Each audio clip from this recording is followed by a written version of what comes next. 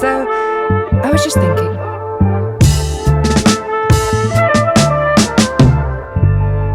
Hi, and welcome to my podcast. I was just thinking.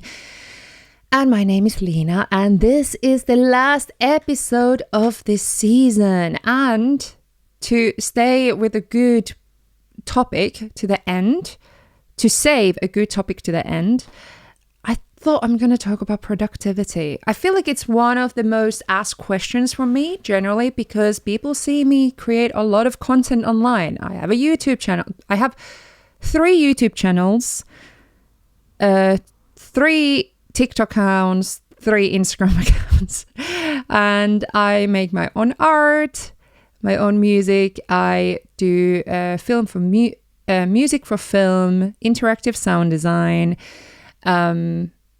and I do this podcast, and I'll do all kind of things. So I guess because my life is kind of full of projects and doing a lot of things, I get asked about productivity, and it's a really good question. So let's talk about it and the goods and the bads and how it affects different people. So I would just summarize my productivity as sometimes toxic and sometimes great. So I'm originally, as a person, I'm a very curious person. I'm someone who wants to learn and discover and invent things. So I'm very much a person who finds excitement in life and meaning in life in projects. So I'm very much of a project person. So I get excited and I get going, I do the thing, and I stop thinking about it after it's done, and I start a new thing. That's very much the way my mind works. And people are built differently. So I guess my productivity is built by that quite intense feeling of excitement and exploration. And yes, I feel afraid, and I feel very... Sometimes I just can't do it. So the point today's thing is to talk about how to show up on a low energy days. Today is that kind of day for me. I really did not feel like this today. I've had very emotional morning, and there's been big life changes happening for me, a lot of personal things where I feel very big emotional roller coaster going on in my life. And I felt really like emotional this morning, bit cryy, bit hormonal. And I was like, damn, I need to do this podcast because I don't have the last 3 episodes recorded. And I've said that the episode's coming every Wednesday, and tomorrow is a Wednesday, and I don't have an episode for tomorrow. So I was like, today's the day. Today I need to get this done. But I really didn't want to. And I was thinking a lot in what made me kind of go from the sofa of scrolling in TikTok to, have a shower, put on makeup, sit down here, set up everything, and start talking and start filming this. And now after this, I still think, oh shit, I still need to do the editing and the thumbnails, and I need to upload everything and schedule everything. So I feel very exhausted by that idea. And by me saying this doesn't mean that I'm not enjoying doing this podcast. I do enjoy it. But it's good to remember, and I don't know if this is talked about enough in this world, but everything that, even if you live your dream life and you have everything that you need and you doing your favorite job, you still need to do things that you don't always want to do. That's just kind of a fact. As a self-employed person who loves her work and who does a lot of things that I love doing, and I'm very lucky and I feel really privileged to be able to do everything, I still need to do my tax return, which I absolutely hate and try to avoid with all costs. Or I have days where I just can't get going. And sometimes it's this fine line of walking between, what is my body saying to me today? And And listening to that and kind of thinking, well, example today, I felt like I was, if I can just get myself out of this sofa, I can exercise a little bit, I can shift my mental state that think, okay, one step at a time, I'm going to do this today. I need to do this today. Then I can get myself to do it, even though I'm not feeling it. I lost my thought process there. What was the point? There was a point for that. Because I am tired. I lost my points. I guess the point is that I knew that I will be uncomfortable today to do this because I don't want to. But then there's been days where I feel so uncomfortable that I literally just can't. I'm aching or I'm just not feeling it. Then I just need to not do it. So I think that's the fine line that I'm talking about, is the if I can. So let's say that I didn't have the deadline tomorrow. I think I would still have forced myself to do this today. And there was a little bit of forcing. But it doesn't mean that I'm not enjoying it now, because now I'm happy and proud of myself that I got myself to this point and I'm doing this podcast because this is really enjoyable to me. And I really enjoy doing that because that's why I do this podcast in the first place, because I like it. So I'm happy that I'm going through a little bit unconfidence to find my happiness. I guess that's the point, that sometimes we need to feel uncomfortable to do things that we want to do. And I managed to do it by taking one step at a time today. First step was getting up from that sofa.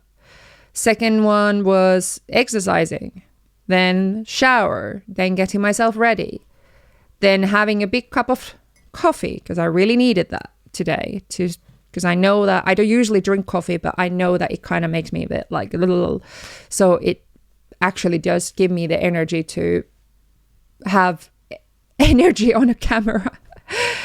And then I'm just like, now I'm thinking, okay, I need to do the editing next. And I thought, okay, I'm going to have a lunch and then I don't need to speak to anyone anymore.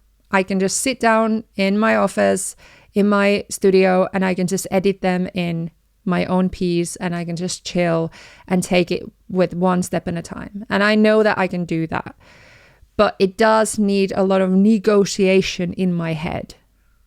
So even I feel like, even though I'm a person who's done a lot of things, I think this self-control or this negotiation in my head and understanding,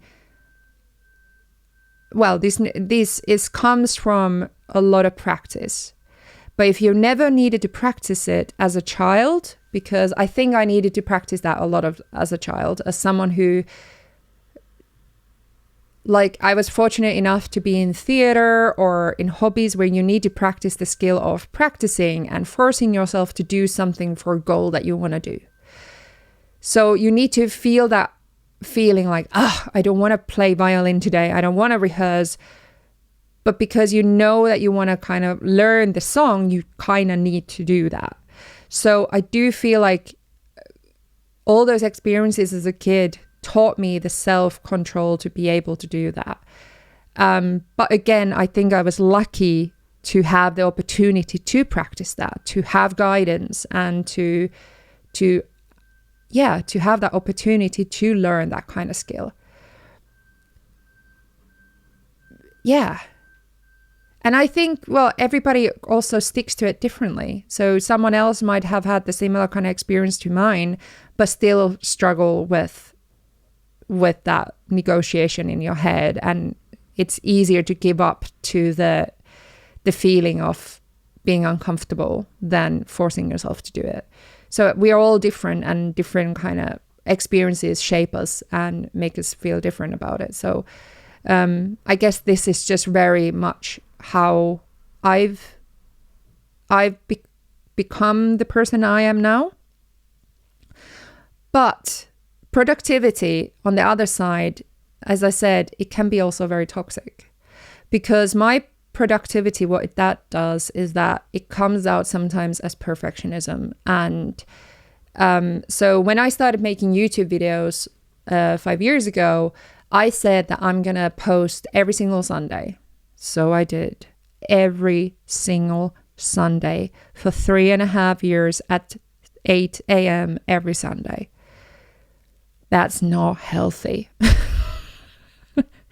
I did it so tired, so stressed. That feeling that I had that I need to force myself to do something because I've said something, it was so strong.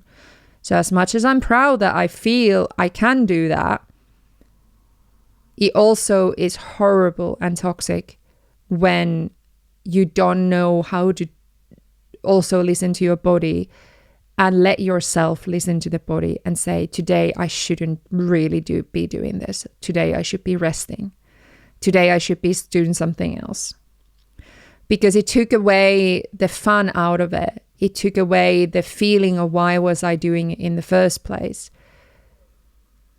And that's why I'm really sad that I needed to go to a burnout to come out of that, to realize how much it was controlling me.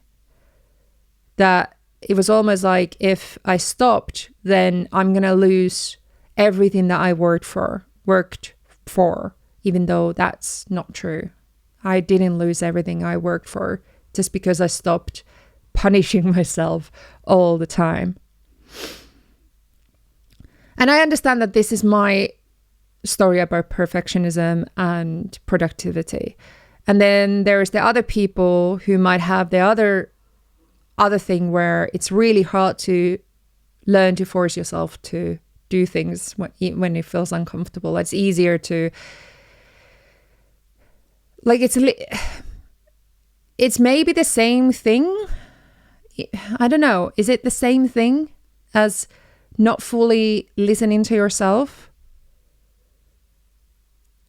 Because my issue was that how it became toxic was that I didn't know how to listen to myself. That's where it happened.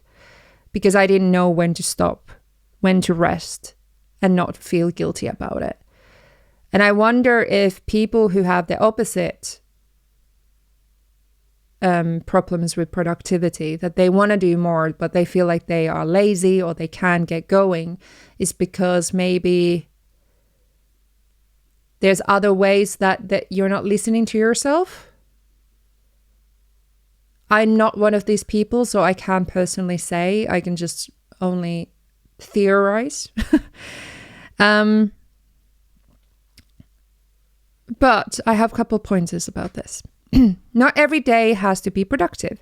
You don't need to earn your rest. Low energy isn't laziness. It's part of being human, especially in a high output industry. And I think that's the thing, like laziness is a good key word for this. Like, what does that even mean? I think a lot of laziness is about learned. I don't think it's a personality necessarily. I would say that a lot of people argue that lazy is a personality trait.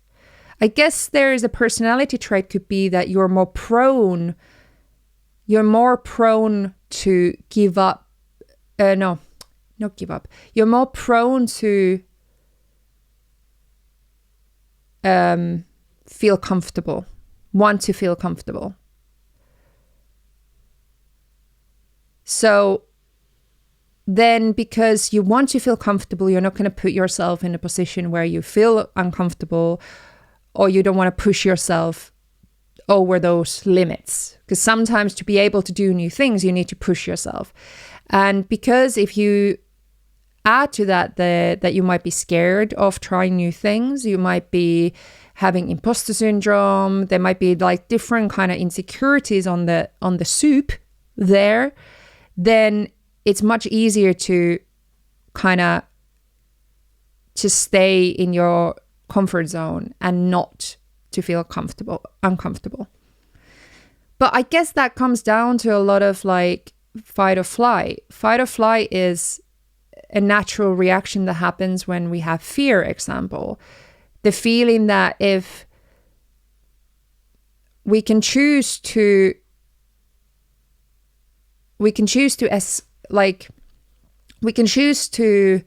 go forward through that fear, or we can choose to just have like trust that initial feeling that your body is telling you to like, do not go there, do not do that, you need to rest, you need to do that, you need to stop. Yeah, it's an interesting topic. Sorry, I think my brain went to a little bit now scattered, because I feel a little bit like this could be an interesting conversation with somebody who feels differently about productivity than me. So I'm like, so let's take a couple letters. That's a good one. Hi, I'm tired all the time. Same. I work a day job. I try to write music at night, but most days I just sit there staring at my screen. I feel guilty when I don't make anything, like I'm falling behind. But also, how are we supposed to keep up? It's like, is it okay to rest and still call myself creative? Yes, it is okay. It is okay to, like, the fact is that if you don't give yourself the rest and listen to your body if it's needing rest, then what's the point? Like, creativity in also, the whole point is to have fun with it, to play, to express yourself. So it's supposed to serve you, not that you are serving somebody with your art or with your creativity. It's not supposed to be a task to just constantly, it's there as a tool for you to express or do something. So sometimes creativity can be fully amazing tool to relieve stress.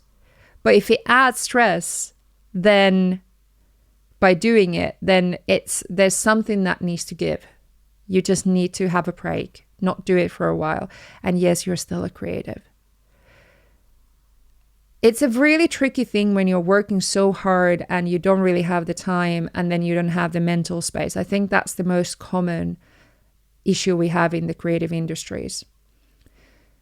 And often there's many reasons for it, why this can happen, and why it's so hard to prioritize your creativity and your art when you're so busy. But one thing that can help, if you have the means for it, is that you treat your creativity and your creative time as like you would treat a service to anyone else. Like when you go and help, like you often find time to help so many other people. If someone would call you and they need your help, you would be up for it, even if you're tired, even if you struggle showing up to anything at that time. So that one of the key ways to overcome productivity issues when you just don't have time is to reserve a time in your schedule that you, if you can find that, like an hour, 10 minutes, I don't know, the time that you sit on a toilet, a bus drive to work, a place where you can sit and you dedicate that for your art, for your creativity. And you do whatever you can in that time just to be a little bit creative. Whatever it is. If you are, so example, something that I've been doing recently is that when in the evening, when I'm winding down, I just want to relax.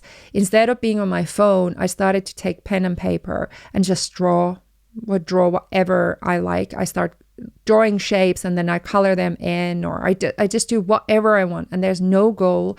They don't need to be good. And the point is just the art is there to service me as a tool to winding down. But there's literally no other point of why I'm doing it. It's just there to, like, the same way I would play a Candy Crush on my phone, or the same way that I would have a stress toy in my hands. It's just something that I can do and wind down. And so whatever form of art you're doing, if you select a time and you keep at it and you show up to it, whether you are tired or whether you're just not feeling it, you just show up to that space and that place. So let's say that you have very, very tight schedule. You have kids and you have time, work, and everything is stressful.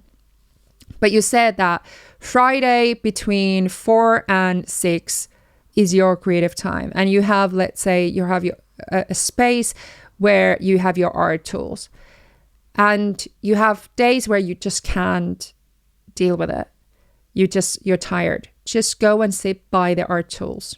Just go and sit there. It's your art creative time. Go and sit there for 2 hours. Stare at it if you may, or just scribble something. Or like as a musician, as a music producer, I would just sit down and just, play with some of the instruments. Just the act of doing it, this is like me using cables to use my Eurorack, which I'm staring at right now. It's a synthesizer. So example, like, it's just do something, but without a goal. You don't need to like it, what you create. You don't need to have a goal. You can just show up for it with the minimum effort. Show up as you are. And then there will be days where you can, sometimes you show up for it and you do it 10 minutes and you're just like, that's enough for today. I can't do it. I just want to rest, which is fair. Then another day you show up for it, you're not feeling it, and you start doing your creative practice and you're not feeling it first, but something about it just makes you feel inspired. And in the end, you've been doing creative thing for 2 hours. Another time, it makes you feel excited. You are like, oh, I can't wait for that 4 p.m. on Friday. I can't wait to do this thing. But if you have the time reserved, you're allowed to do whatever you want in those 2 hours or 1 hour or whatever time that is. And it gives you a permission to give your artist art value, that it matters, that time matters and it's valuable. So protect that time. Don't agree meetings on the same time. Don't double book it by accident. Give it the value and the appreciation that it needs. And if you don't have this time for ages, then strive to have that at one point. And don't blame yourself if you just don't have the time in your life, and strive that one day I'll have the 1 hour in my week that I can protect my creativity and have it.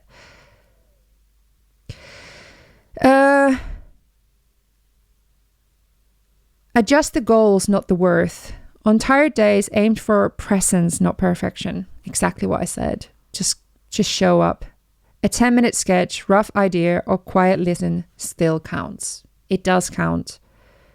And creativity is supposed to be fun. Yeah, to serve you. Another letter.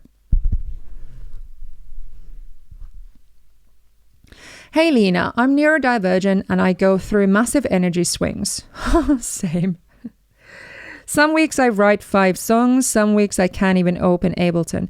I'm learning that my process doesn't look like other people's, but I still feel bad when I can't be consistent.